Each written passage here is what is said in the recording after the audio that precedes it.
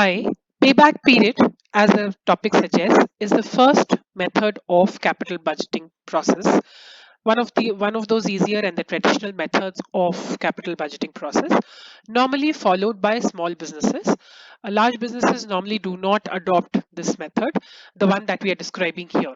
So let's understand the payback period method. Now, payback period primarily means the period taken by the business to pay back its investments. That's what is the payback period. So the period is obviously it's obviously given in the number of years, and there are two ways of calculating it.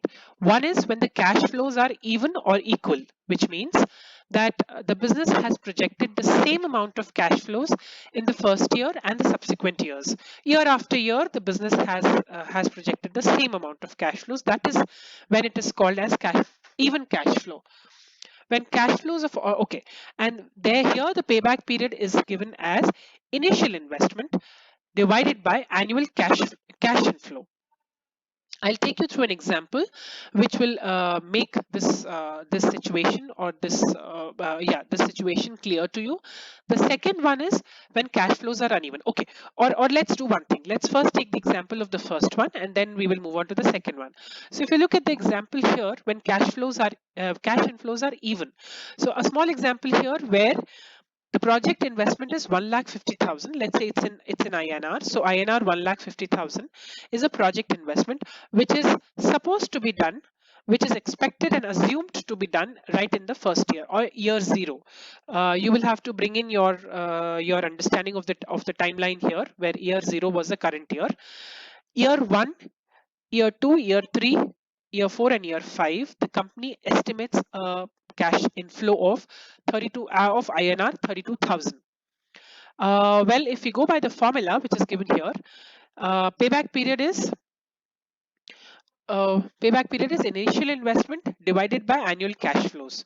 So initial investment is 1,50,000 divided by 32,000 gives you the value of 4.69 years, which means that the company takes 4.69 years to recover what it has invested, given that it has even cash inflows of INR 32,000 year on year for the next 5 years.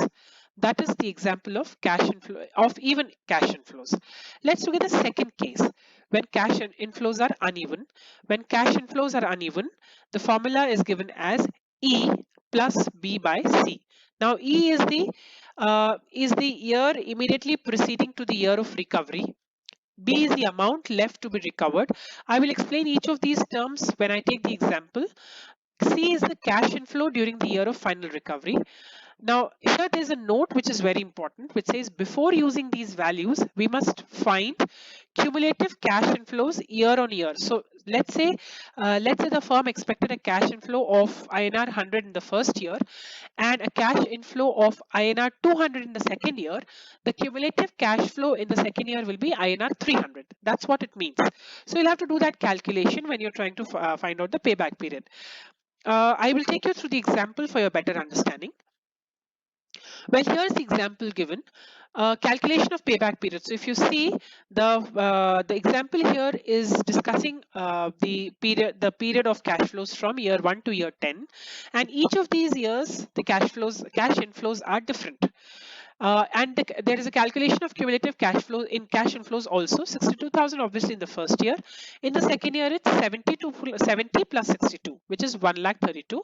In the third year, it's 1,32,000 plus 45, and so on. So till the last year, it's 6,60,000 cash flows. Now, if we go to the formula, it says E. E is the year immediately preceding to the year of recovery. Now, if you see here, the initial investment is 5 lakh rupees. So the concept here remains the same. You have to find out the number of years in which the company will be able to recover its initial investment, which is 5 lakh.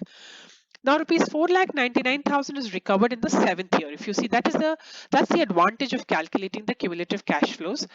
If you see the last column here, which calculates the cumulative cash flows, you can figure out that that by the seventh year, the company has already recovered 4,99,000 through its cash inflows. Now what's left? only 1000 rupees remains. So that's where your second part of the equation plays a role. So E is the number of years which were taken by the company to recover the cash flows immediately before the next year starts.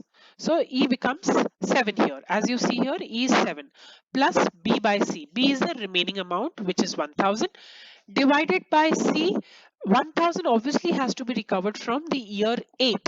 So divided by C is the year in which you expect this 1000 to be recovered, to get recovered, and that is year 8 here. Okay, and the amount from which it has to be recovered is 56,000 rupees. So 1000 divided by 56,000 gives you a value of 0.02, and when you add this to 7 plus 7 years, it gives you a total time period of 7.02 years to recover the initial investment of 5 lakh rupees. That is the way you calculate the payback period. Well, that's the basic understanding of payback period.